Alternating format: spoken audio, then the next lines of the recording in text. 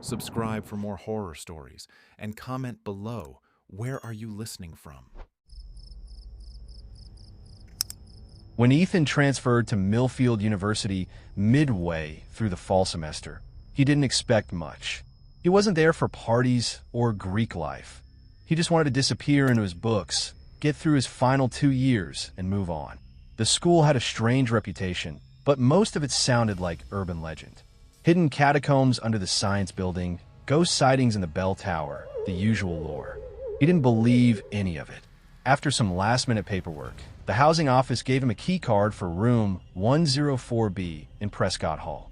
The woman behind the desk hesitated before sliding it across the counter.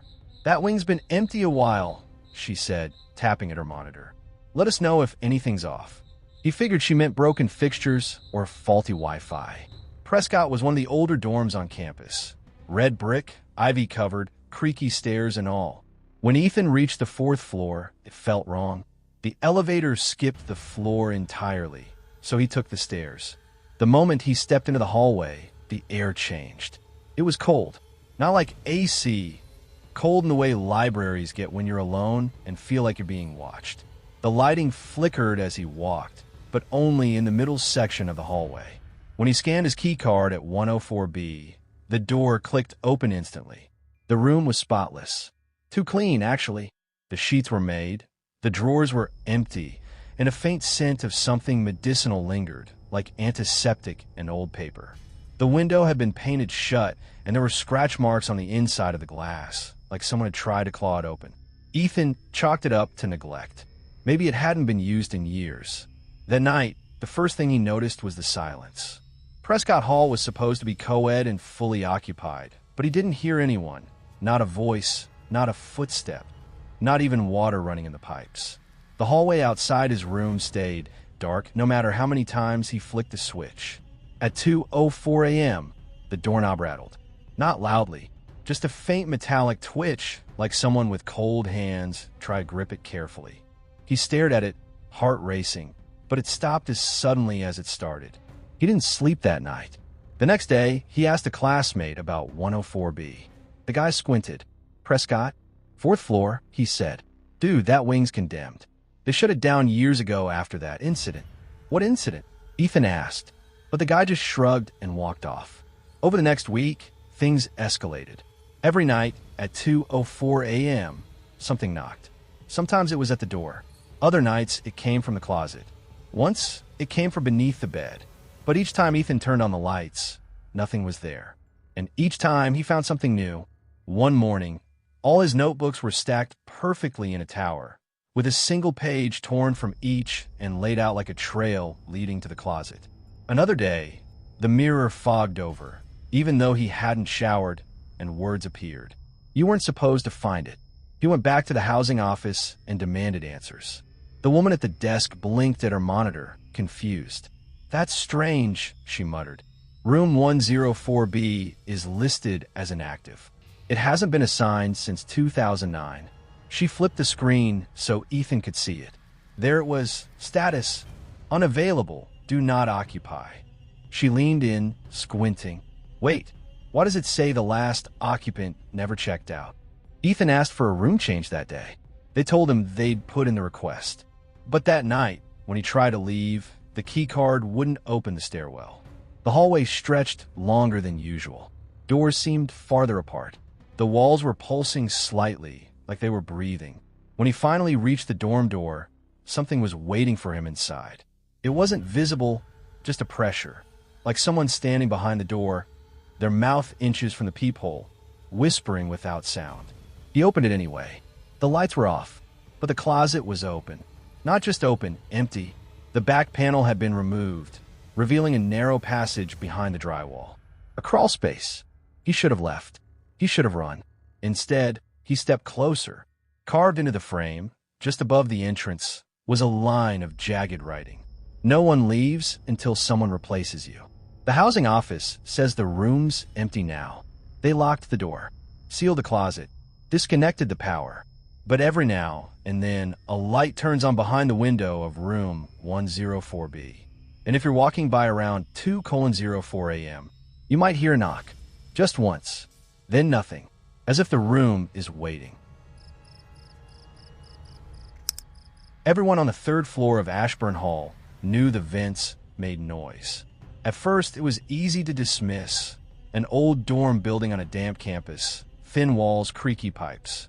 But over time, the noise became intentional. Erica was the first to really notice it. A quiet psychology major who kept to herself and recorded lectures to listen back before bed. She'd wear headphones most nights, until one evening, around 2 a.m., when the audio glitched and her recording was drowned out by a low, rhythmic scratching. At first, she assumed it was interference. Then it happened again the next night. And the next. It wasn't in the recording.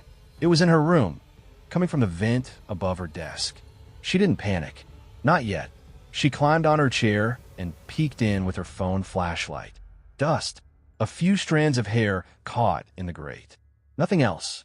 But when she pressed her ear to it, just to be sure, there was breathing. Word got around fast. The third floor had a group chat, most of it memes and complaints about the vending machine that $8. But when Erica mentioned the breathing, 3 other students said they'd heard it too, except their stories weren't the same. Jason, a film major in 315, said he'd been woken up by whispers through the vent. Just his name, over and over again, in a voice that sounded like his own. Marcy, from 312, claimed she'd found food missing from her mini fridge. Nothing else in the room disturbed, just her leftover sushi gone and tiny, greasy fingerprints on the inside of the fridge door. Landon, who lived at the end of the hall, said he saw something one night. A pair of eyes, just barely glinting behind the grate in the bathroom ceiling. He didn't sleep that night. When he told the RA, she laughed. "Welcome to Ashburn," she said. "Our resident raccoon strikes again." Only, the grates were sealed. Things escalated on a Thursday. Erica woke to a sharp clatter. Her ceiling vent had come loose, screws clinking onto her desk. The grate hung crooked, swinging slightly as if someone had just pulled back. She ran. She didn't even grab her phone. Campus maintenance found nothing. No signs of forced entry. No damage to the ductwork. They bolted the grate shut and reassured her. "It's an old building. Metal contracts. That's all." But Erica started sleeping in the common lounge. By the following week, she wasn't the only one. That's when the voice started. People described it differently. One girl said it sounded like her mother, calling her name sweetly, softly, until she remembered her mom had passed away last year. Another claimed it repeated her worst intrusive thoughts, word for word, in a tone that was just slightly off, like it was mocking her. But no one ever heard the same voice at the same time. The university brought in a specialist. They said the building had no pest issues, no mold, no carbon monoxide leaks. No explanation. That weekend, Jason disappeared. His room was locked from the inside. Laptop open. Light still on. No sign of struggle. Except the vent. It had been ripped off the ceiling, screws twisted clean out, leaving behind deep scratch marks on the frame. The maintenance report listed it as structural fatigue. The students knew better. Campus police called it a missing persons case. The dorm returned to silence, at least for a few nights. Erica started recording again. She left her phone running overnight, propped near the vent, hoping to catch something. The next morning, the file was corrupted. She tried again the next night, and this time it worked. The audio was faint but clear, a soft shuffling, like fingernails dragging against metal. Then a voice. "I can't leave. You let me in." Then nothing, until the final 2 seconds, when a second voice, barely above a whisper, murmured, "We all did." That was the last night Erica stayed in Ashburn. She transferred rooms immediately. A few others followed. Within a month, the entire third floor was empty. The building was scheduled for renovation the following semester. When they removed the ventilation ducts, workers found strange, claw-like grooves etched along the inside, stretching for several feet at a time. Some curved up, some curved down. No raccoons, no rats.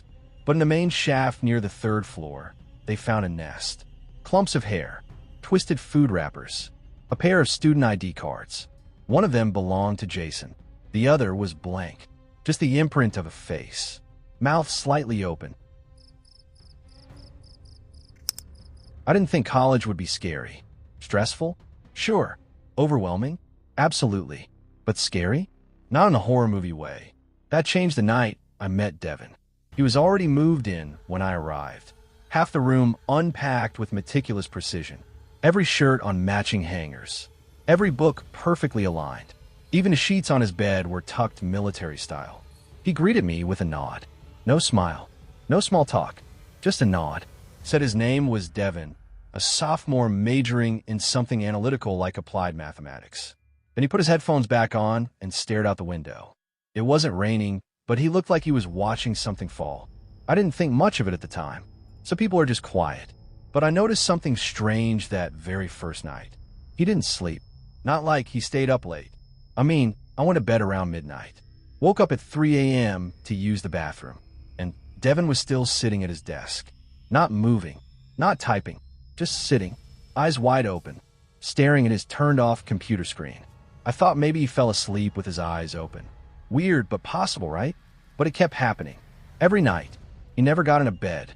Never turned off the light on his side. Never even changed clothes. I'd wake up, and he'd be in a different part of the room. Sometimes standing near the closet, sometimes sitting in the desk chair, one time directly next to my bed, just watching the wall. I asked him once, half joking, "Dude, do you ever sleep?" He just looked at me and said, "Sleep wastes time. I don't need it anymore." That phrase stuck with me. Anymore. Weeks passed, and I started losing sleep myself. I began to dread nightfall, afraid I'd wake up with him hovering near me again. I bought blackout curtains, noise-canceling headphones, even tried sleeping in the dorm lounge. But no matter where I crashed, I'd wake up in my room, back in my bed, and Devin would be there. Once, I asked the RA if Devin had any medical issues. Sleepwalking, maybe? She gave me this confused look and said, "Devin, are you sure that's your roommate's name?" I showed her the housing email. It clearly listed Devin and me as roommates. But when she looked up the name in the system, there was no Devin, not registered in the building, not enrolled in any classes, not even on the university records. She thought I was messing with her, but I wasn't. The next night, I decided to record him. I set up my phone on my desk, camera aimed at the side of the room, and hit record. I fell asleep early, exhausted. At 2:13 a.m., I woke up gasping. Cold sweat. No reason. The phone was on the floor. The screen cracked, and Devin was standing directly beside it, facing the wall. I asked him, more aggressively this time, what he was doing. He just turned around slowly and whispered, "You shouldn't try to watch." That night, I slept with the light on, but it didn't matter, because the next morning, his bed was gone. Not empty, gone. The frame, the mattress, the perfectly arranged books. His side of the room looked like no one had ever touched it. I ran to the RA's office again, but she wasn't there. Her door was open, though, and on her desk was a folder with my name on it. Inside, a room assignment. But this time, it listed me as having no roommate. It had always been that way, apparently. A single dorm. Just me. I started to think I'd lost my mind. Maybe I'd imagined him. Maybe the stress had finally cracked me. Until the next night. 2:13 a.m. The lights flickered. I sat up, staring at the empty side of the room. That's when I saw it. A figure blacker than the darkness around it, standing in the corner. Just standing, like it was waiting. I couldn't see its face, but I felt it stare. And in my head, not out loud, but inside, I heard Devin's voice. "Now you don't sleep either." I haven't since. Every time I close my eyes, I see the room as it was. The neatly made bed, the blinking monitor, Devin standing still in the dark, and always that voice in my head reminding me, sleep wastes time, and I don't need it anymore. Jenna was the kind of student who thrived under pressure. With her senior thesis due in 3 days and a mind clouded by stress, she turned to the one place that never failed her, Campus Building C's East Wing Library. It was old, older than the rest of the school by decades, maybe even a century. Students joked that it smelled like forgotten dreams and broken GPAs.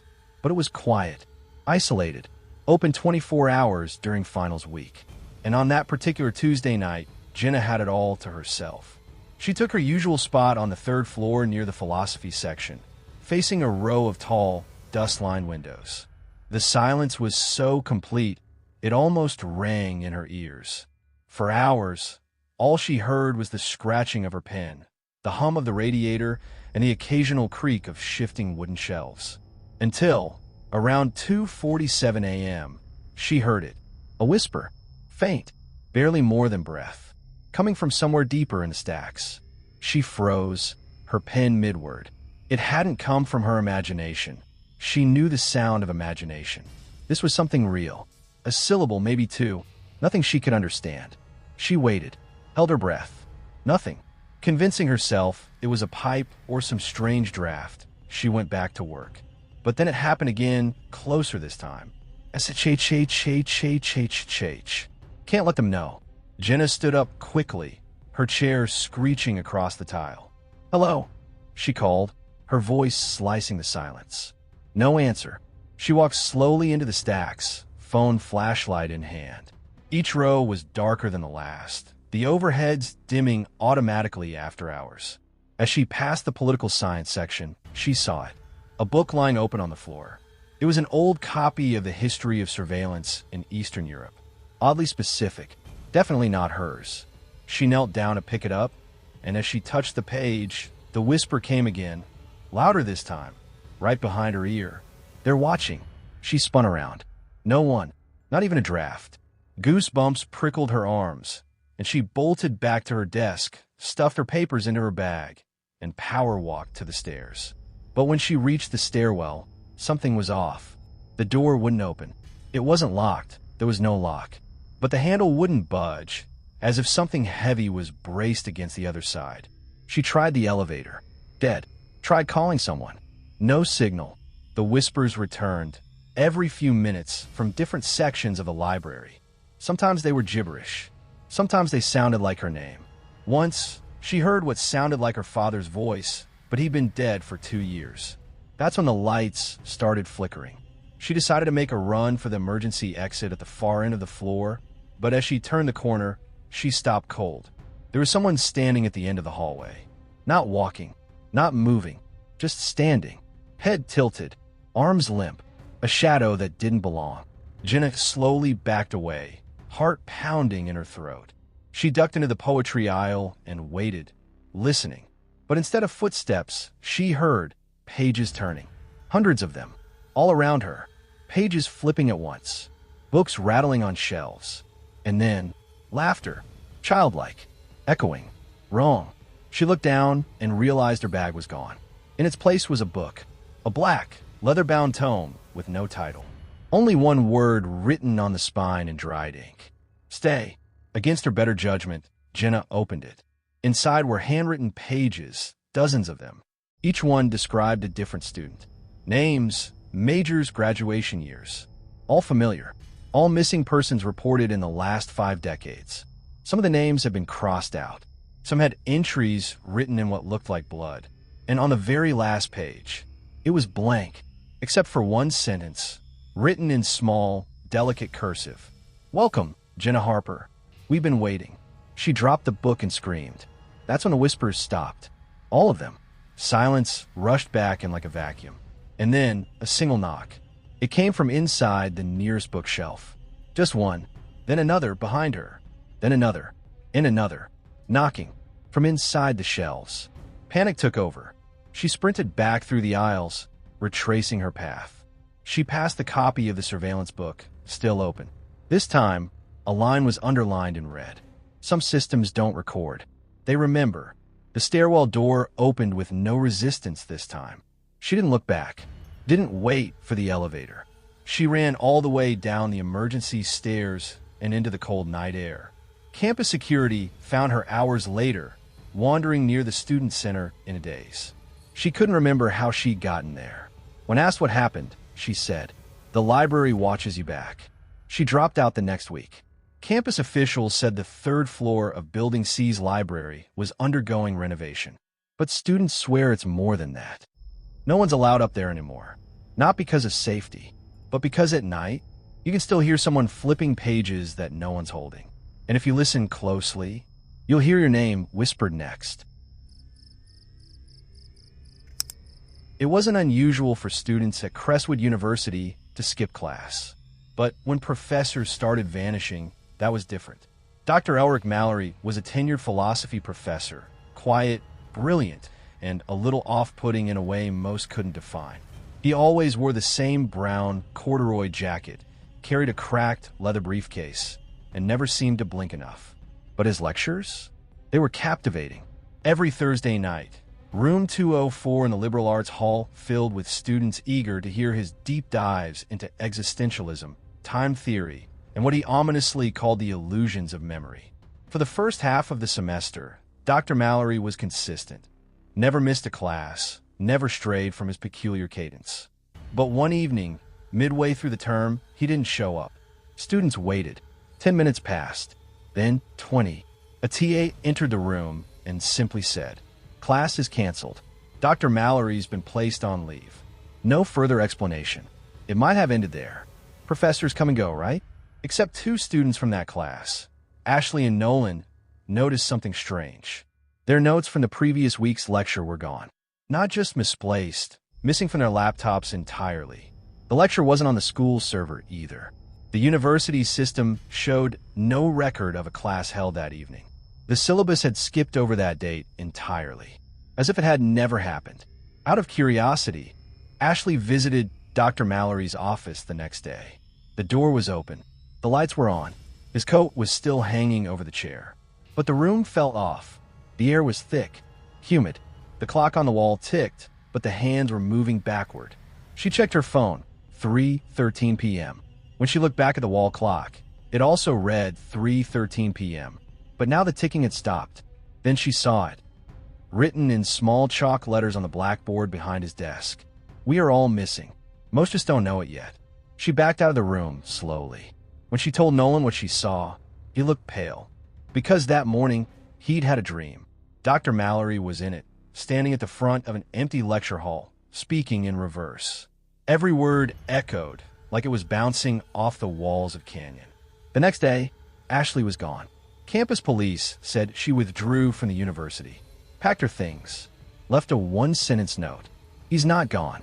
He's deeper." But none of her friends saw her pack, and her belongings were still in her dorm. Laptop, phone, glasses, even her toothbrush.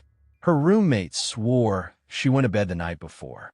But by morning, no sign of her. That week, room 204 was closed off. Maintenance said it had a black mold issue. Others whispered it was because the walls had started to soften, as if they were breathing. A sophomore in the same building later reported hearing faint tapping from the inside of the closed classroom. He leaned in, jokingly asked, "Dr. Mallory?" The tapping stopped. Then a whisper through the door. "Do you remember the parts of you that haven't happened yet?" Campus denied everything. But there's one more thing. Nolan, curious and increasingly paranoid, dug into university archives. He found an old Crestwood course catalog from 1994.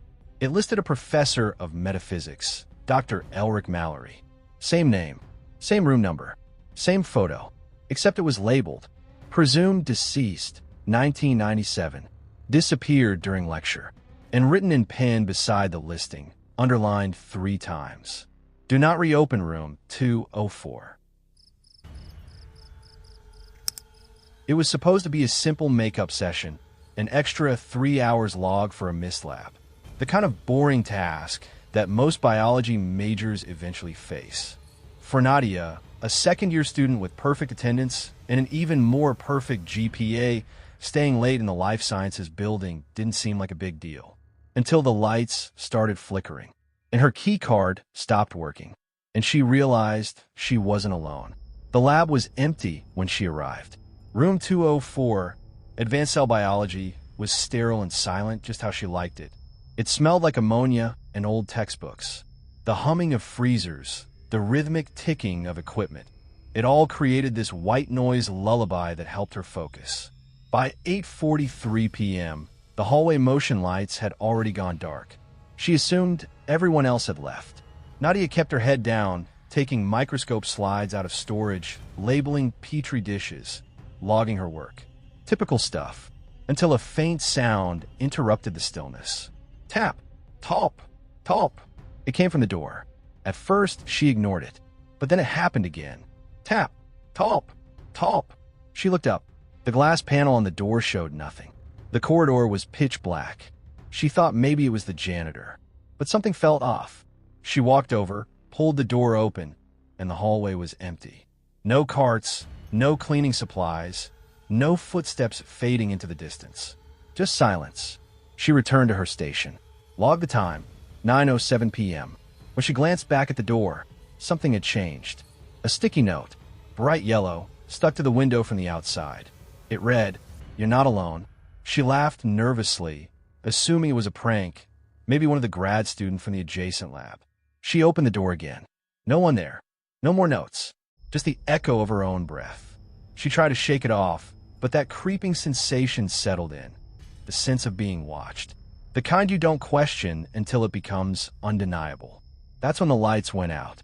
The emergency fluorescence kicked in, dim red lighting bathing the lab in blood-toned hues. She reached for her phone. No signal. Tried the landline on the wall. Dead. Tried to leave. Her key card wasn't working anymore. She swiped. Again. Again. Nothing. The glass door wouldn't budge. It was magnetically sealed. That's when she heard something from behind the storage cabinet. Breathing. Wet, shallow, struggling breathing. She called out, "Who's there?" No reply. She stepped closer, her heartbeat in her ears. But when she turned the corner, nothing. Just lab coats on a rack and a mop bucket. She turned back, and the sticky note was now inside the lab, on the glass wall behind her. Same handwriting. Different message. "It knows you're here. Nadia tried the computer to email campus security." The screen blinked once, then displayed an unfamiliar folder titled "Do Not Open." It wasn't there before. She clicked it. Inside were dozens of video files, all from the same lab room. Room 204. Each one timestamped between 8 p.m. and 3 a.m., all dated over the past year. She opened one. The video showed a student, someone she vaguely recognized, working alone, then looking toward the door, then freezing. A shape moved across the background. Something tall. Wrong. Its limbs moved like they were underwater. It didn't walk. It drifted. The video cut to static. The next file showed another student. Same pattern. Different night.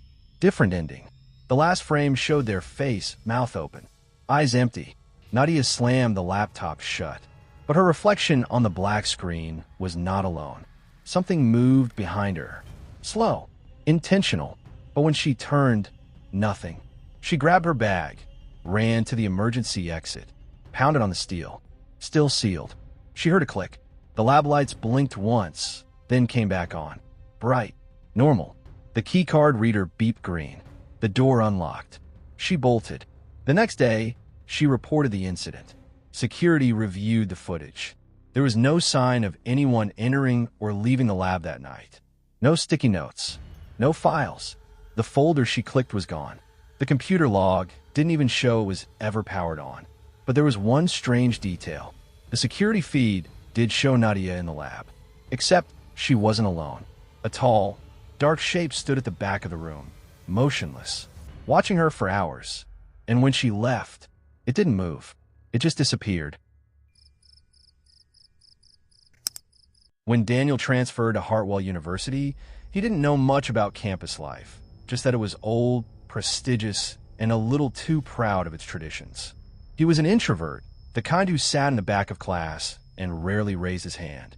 But when a smiling upperclassman from Sigma Tau Zeta invited him to a mixer, he decided to go.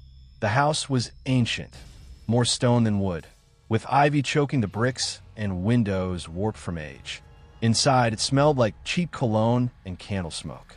Daniel wasn't used to parties, but something about the house made him feel more observed than welcome. Every photo on the wall was faded, like the ink had been drained. Every brother who passed him offered a smile that didn't quite reach their eyes. Still, Daniel stayed. At midnight, they dimmed the lights. The president of the fraternity, Carter, stood on a table and clinked his beer bottle. "Tradition time," he said. The room cheered, but no one explained what that meant.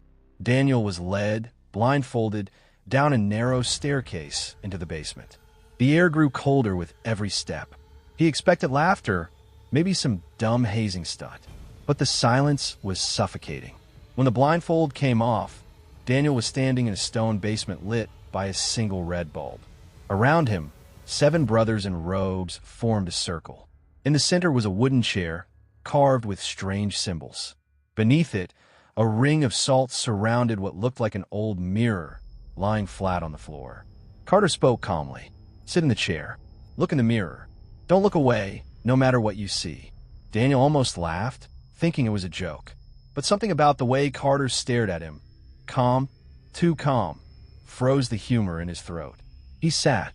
The mirror reflected nothing at first, just darkness and the faint shimmer of the bulb above him. Then movement, but it wasn't his own. In the reflection, the brothers weren't standing still. They were swaying, chanting silently, lips moving without sound. And behind them, something began to form. A figure. Tall. Thin. Wrong. Daniel blinked. The image flickered. Now the figure was directly behind him in the reflection, though when he turned, there was nothing there. "Don't look away," Carter warned softly. The figure grew clearer in the mirror. Its face was blurred like water, features twitching, changing, like it couldn't settle on one face. Its hand rested on Daniel's shoulder in the reflection, but he felt nothing. Suddenly, the brothers began chanting aloud. "He sees. He knows. He comes when called." The mirror cracked. Just a hairline fracture. Then another. Then dozens. Daniel tried to stand, but his body wouldn't move. The mirror pulsed like it had a heartbeat. And then it shattered. Silence. No movement. Even the red bulb stopped flickering. Just the echo of breath and distant dripping water. Daniel was finally able to stand. The chair was now scorched beneath him.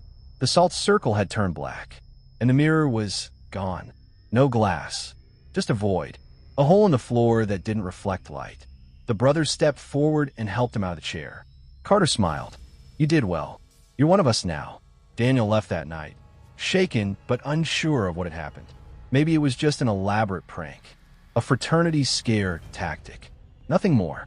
But that's when the dreams started. Every night, the same thing. A mirror. A circle of men. A voice whispering from the other side. He sees. He knows. He comes when called. And the worst part? Every time Daniel looked in the mirror, his reflection started reacting a second too late. Almost like it wasn't a reflection at all. It started with an odd pattern. Students at East Haven University were used to the occasional lockdown drill or security alert. College life in a modern world. But in the spring semester of 2022, things began to feel different. The alerts came more frequently. The wording more vague. Suspicious activity reported near the philosophy building. Please remain in your dorms after 11 p.m. Avoid the East Quadrant until further notice. No further explanations. No emails. No updates. Just silence. One night, junior psychology major Lila Hart noticed something strange on her usual late walk across campus. The quad was silent, as expected, but when she passed the student center, completely shut down for renovations. She saw 2 campus security officers standing outside the darkened building. Just standing, not talking, not moving, staring up at the roof. She followed their gaze. Nothing was there. When she looked back down, they were gone. Lila chalked it up to a sleep-deprived hallucination. That is, until the following night, when she overheard a security radio left on in an empty office in the admin building. The voice on the radio wasn't giving orders or checking patrols. It was repeating a phrase. "It's beneath us. Always beneath us." Over and over, as if it was a mantra or a warning. That same week, students started posting online about strange encounters. A student named Jonah claimed he saw a security guard inside the girls' dorm, staring into a dark laundry room. When approached, the guard reportedly said, "We don't go in there anymore," then walked away, leaving the door wide open. Another post showed blurry footage, security dragging something down a hallway in the humanities building. The video was taken down within an hour. The original poster? Account deactivated. Phone disconnected. Lila began digging. She worked at the university library and used her access to review old maintenance logs and campus incident reports. One entry from 1999 mentioned an emergency in lower service access, Section 6. She found the campus blueprints. There was no Section 6. She brought it up to her professor, Dr. Reynolds, who immediately shut the door to his office and whispered, "Don't go looking for that. Not unless you want to disappear too." Later that night, her dorm building lost power, only her floor. She looked out the window and saw 3 campus security guards in the grass below, all staring up at her window, none of them blinking. One was writing something on a small notepad. The next morning, taped to her door, was a piece of paper with no handwriting, just a campus map, and a red X over a utility tunnel near the old gymnasium. Against her better judgment, Lila went. She waited until just after midnight, flashlight in hand, and crept toward the tunnel entrance. It was sealed, officially condemned, but the lock had been recently removed. Inside, the air was heavy and wet. She passed rusted equipment, broken lights, and then a security badge. It looked new. The name had been scratched off. She turned a corner and froze. Ahead of her, in the half-lit tunnel, were 6 campus security guards standing in a line, silent, all of them facing away from her. At their feet, something moved. It looked like a body, curled and twitching. Then it spoke, in her voice. "Help me, help me, help me." The guards turned around in unison. Their eyes were glowing. No pupils, just static white. One step forward. "You weren't supposed to find this." The lights burst. Darkness swallowed her. And then, she woke up in her dorm bed. Alone, except for one thing. On her desk sat a security badge. Her name was on it. There's a reason no one wants the 8 a.m. sociology class in Ashmore Hall. It's not because of the workload, not because of the professor. It's because of her. They call her L. No one remembers when they started calling her that. No one remembers meeting her. But everyone agrees she was always just there. She always sat in the 3rd row from the back, far right seat by the window. Same black hoodie, same frayed notebook, head always tilted slightly forward, like she was trying to listen to something the rest of them couldn't hear. She never missed a class. Not once. Even when campus shut down for a blizzard, when students scrambled to switch to Zoom, Elle was still there, alone in the classroom, when the janitor came by to lock the doors. She looked up at him, blinked slowly, and smiled. He says he didn't sleep for 3 nights after that. But the weird thing? She wasn't on the roster. Not officially. When students compared screenshots of the class list, they swore she was there. Line 17, plain as day. But when the professor pulled it up on his end, she wasn't. One day, a student named Riley got curious. She sat in Elle's usual seat, thinking maybe it was all some elaborate prank. Just a weird rumor that had spiraled out of control. She lasted 7 minutes. Her nose started bleeding mid-lecture. She said she heard a high-pitched ringing, like a scream muffled underwater. And when she looked down, her notebook was filled with someone else's handwriting. Over and over, in jagged black ink. "Not your seat. Not your seat. Not your seat." She dropped the class that afternoon. Later that semester, campus IT did a system-wide cleanup of inactive student accounts. They found one that had been re-registering for sociology 201 every fall since 1997. No profile photo, no billing info, just a name, E. Langley. That name matches a student who died on campus in 1997. Aaron Langley, sophomore, sociology major. Cause of death, accidental fall from the 4th floor of Ashmore Hall, the same building where the class still takes place. They say she fell trying to open a window that jammed shut during a fire alarm. But according to a campus police report, one never made public, her nails were torn, her fingertips bloodied, like she'd been trying to claw her way back in. Since then, every professor who's taught that 8 a.m. slot has requested reassignment within 2 semesters. They never say why. They just leave, but the stories continue. One student left their phone recording during a group presentation. When they reviewed the footage later, they noticed something chilling. At the 14-minute mark, the camera pans briefly to the 3rd row near the window. Just for a second. There's no one there, but there is a shadow. And in the background, a soft voice whispers. I'm still learning. No one could trace the voice. It wasn't any of the students. Another claimed they got an email from aaron.l@student.university.edu asking to join their study group. They replied, mostly as a joke, and the only message they received back was, "Already here." Their dorm light flickered nonstop for 3 days afterward, and they couldn't find that email in their sent folder. Campus officials chalk it up to urban legends, a coping mechanism, stress, sleep deprivation. But ask any senior who's taken classes in Ashmore Hall, and they'll all say the same thing. Never sit in L's seat. Never stay late in room 213.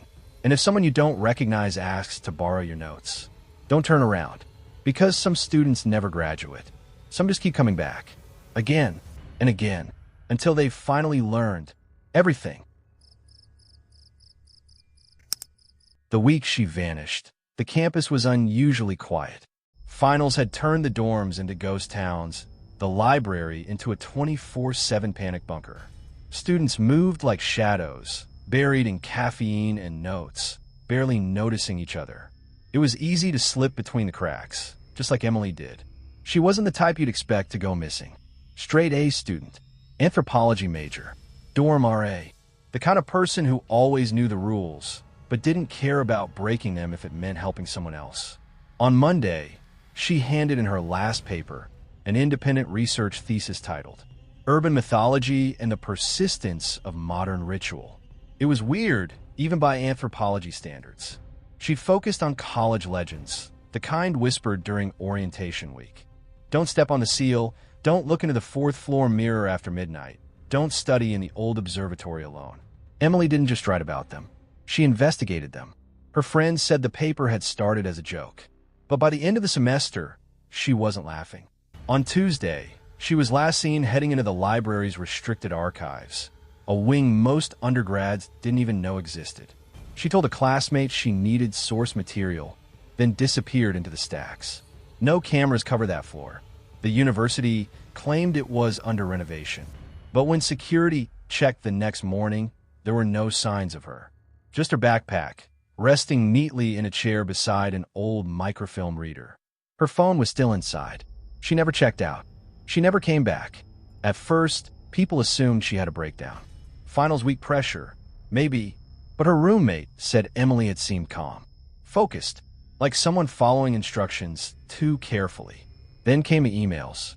3 of her friends received identical messages at 2:13 a.m., 2 days after she vanished. Do not look for me. It's not a legend. It's a door. No signature. No header metadata. Just those words, typed in all caps. That's when her thesis advisor opened her final paper. According to the professor, Emily's thesis was supposed to be 25 pages. What she submitted was over 300.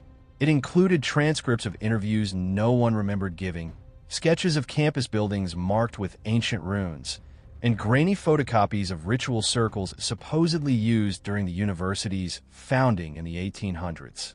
On the last page, there was a photograph, dark, distorted, impossible to place. A woman's silhouette stood in the middle of a chalk-lined circle, arms outstretched. Some said it was Emily. Some said it wasn't. The university dismissed the paper as an elaborate hoax. They sealed the archive floor permanently 2 days later. Claimed it was unsafe. That same week, 3 students reportedly went missing after sneaking into the observatory at night. Their names were never released.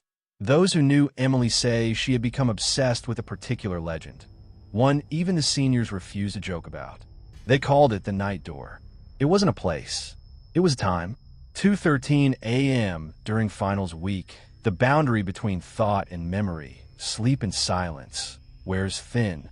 They say there's a door that only opens when you're most exhausted, most desperate, and if you walk through it, you don't come back. But the strangest part? A year after Emily vanished, her student ID scanned into the science building after hours. Campus security responded, but found nothing. Only her ID card left on the floor near the vending machines. The timestamp? 2:13 nachts. Finals week. Now, every spring, students whisper her name when the clocks hit that hour. They say if you studied too late, stared too long at the wrong shadow, or read something you shouldn't, you might start to see her. In your dorm mirror, in the corner of the stacks, or reflected behind you in the darkened screen of your laptop. Always watching, always waiting, not lost, just somewhere else. And if you're unlucky enough to meet her eyes, she might not let you leave alone. Sophomore year, Zoe moved into the oldest dorm on campus, Hollister Hall. It was the only one still using radiators, smelled vaguely like mothballs, and had those tall, antique mirrors in the shared bathrooms that looked like they belonged in an abandoned asylum. But Zoe didn't care. The rent was cheap, the building was weird in a cool way, and her roommate Maya was the kind of person who could laugh off anything creepy. In October, someone posted a thread in the college subreddit. Play the mirror game in Hollister Hall at 3:33 a.m. Do it alone. Say her name backwards. Ask one question. It got passed around fast. Most thought it was just a variation of Bloody Mary. But a few older students commented cryptically, "Don't ask what you actually want to know." She answers honestly, but she lies too. It's not a game. It's an exchange. Zoe and Maya joked about it, like everyone else. But on Halloween night, while Maya was at a party, Zoe decided to try it. Not because she believed in ghosts, but because she needed to know something. The bathroom on the third floor had been empty all night. She brought a candle, her phone, set to airplane mode, and locked the door behind her.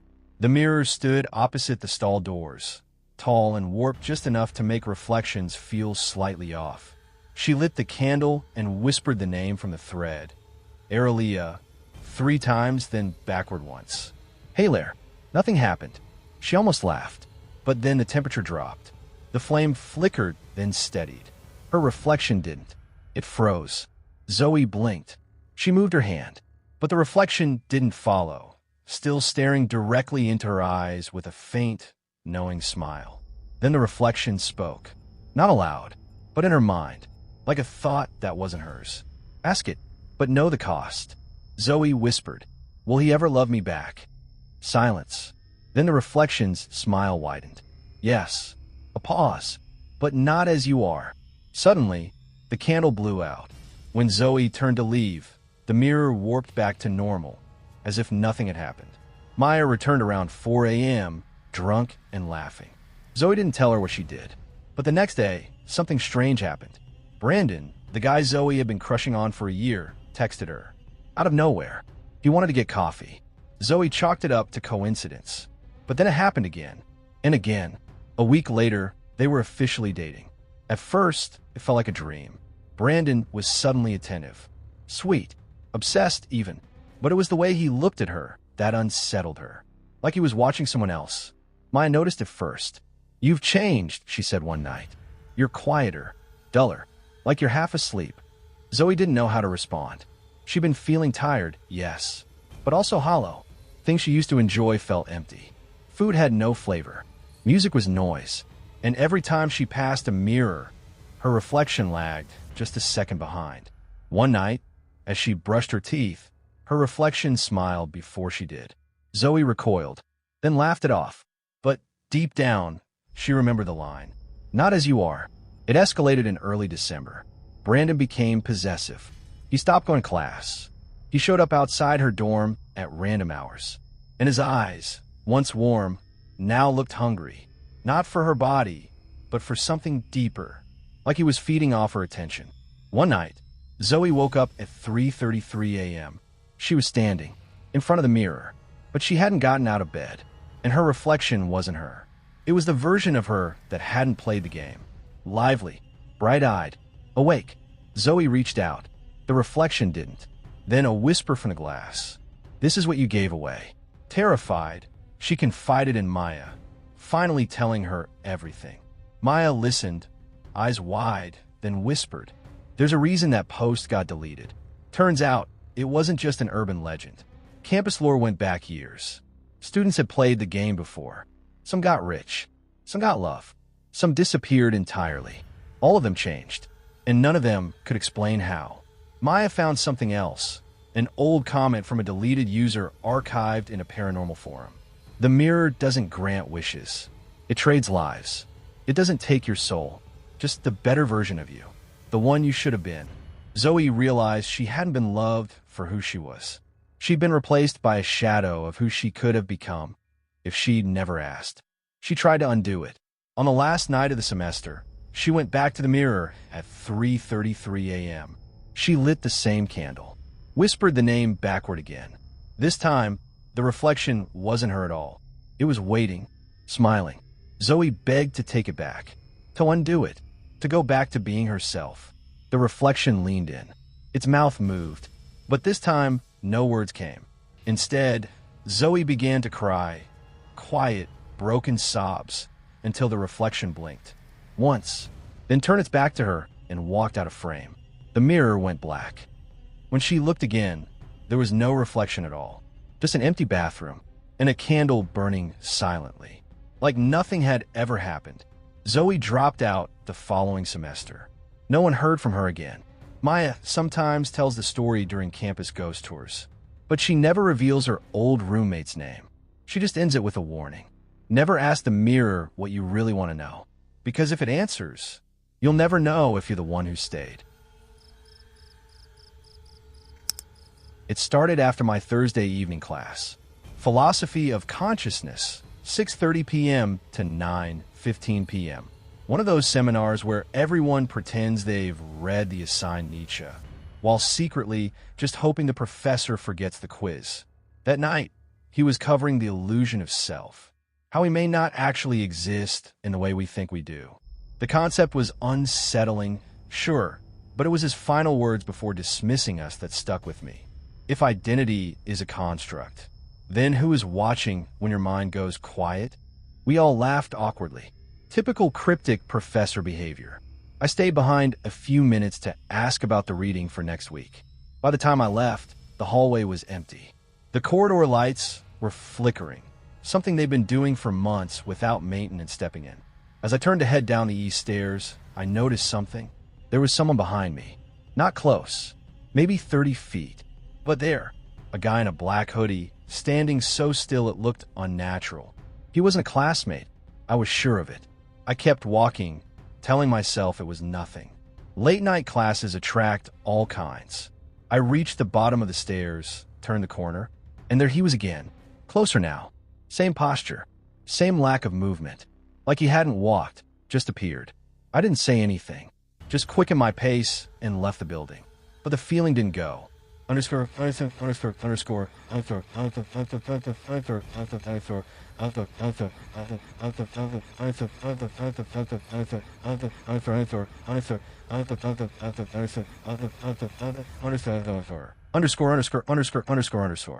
The campus was quiet. Too quiet. No cars, no footsteps, no crickets. I lived on the north side of campus, about a 10-minute walk. As I passed the administration building, I heard the footsteps. Soft, mismatched in rhythm, like a limp, or like someone trying not to be noticed. I turned back, no one. I walked faster. Then something caught my eye in the reflection of a window. The man, standing behind a tree. Still, watching. I ran. By the time I reached my dorm, I could barely breathe. I looked back just once, and there was no one there. I tried to forget. Told myself it was stress, paranoia, whatever. Until the next night. I woke up at 2:13 a.m. That's what my clock said. Not because I was restless, but because I heard my desk chair creak. I lived alone, and I knew I hadn't left the chair out. But there it was, turned slightly toward the bed, like someone had just stood up from it. I got up, looked around. Nothing. The door was locked. Windows closed. I didn't sleep after that. It got worse. I'd see him in crowds, still, unmoving, in the back of the lecture hall, by the vending machines. Once, even outside my second-floor window. Always the same. Face obscured by the hoodie. Arms too long. Fingers too sharp. When I tried to tell someone, they brushed it off.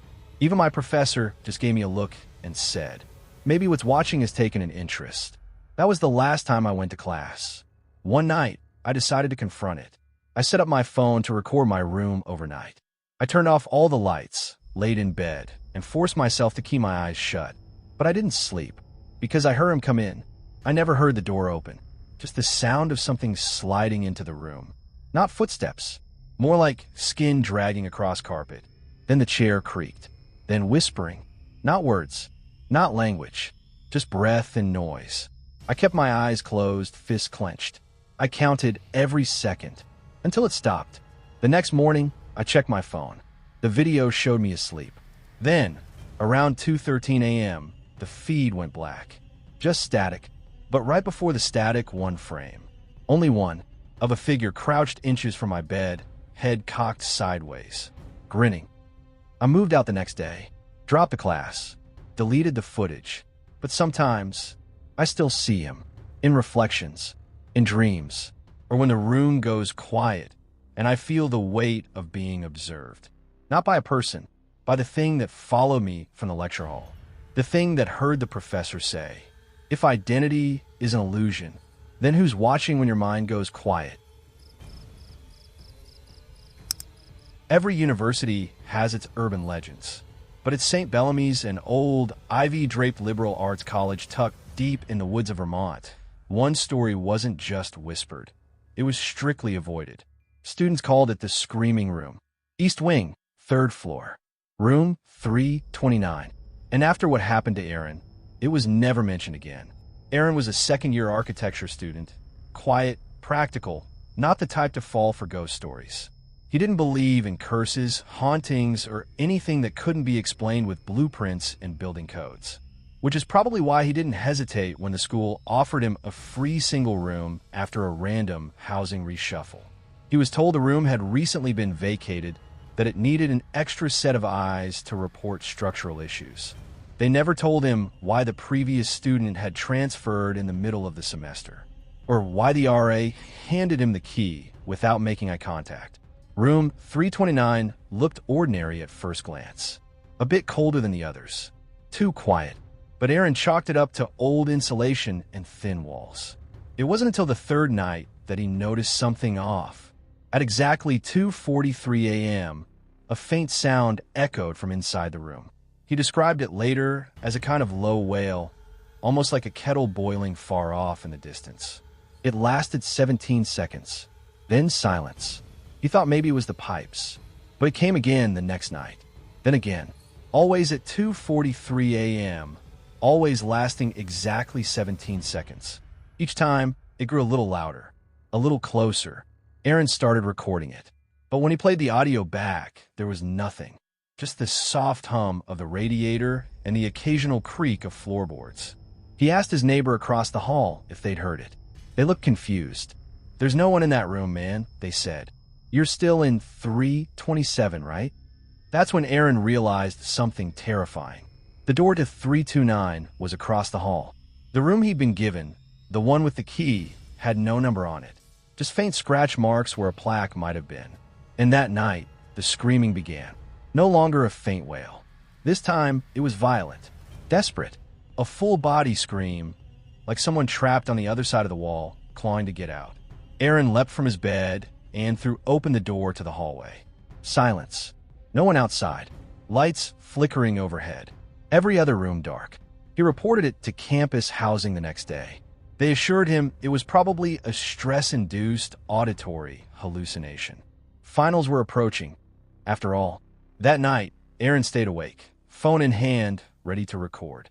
At 2:43 a.m. sharp, the screaming started.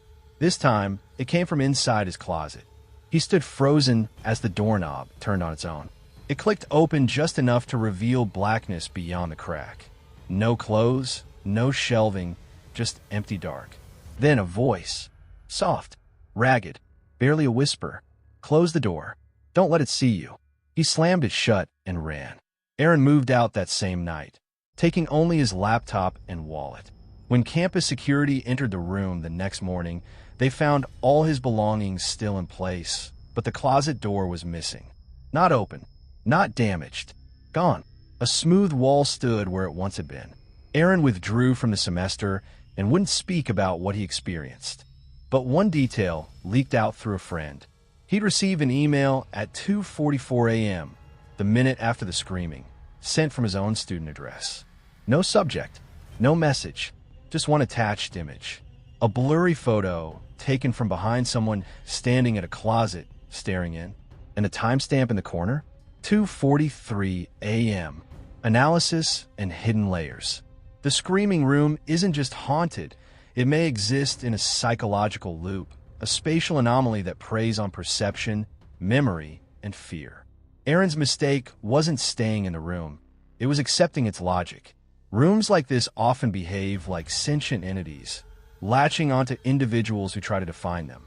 The shifting room numbers, the altered closet, the vanishing door. These suggest an architecture not bound by the physical world, but by a fractured emotional space. Perhaps the room is not in East Wing at all, but in the mind of those who enter it. And the scream? It might not be a cry for help. It might be a warning, or worse, a rehearsal. A place practicing what it does to every occupant, over and over, until the next one listens too long and joins the chorus.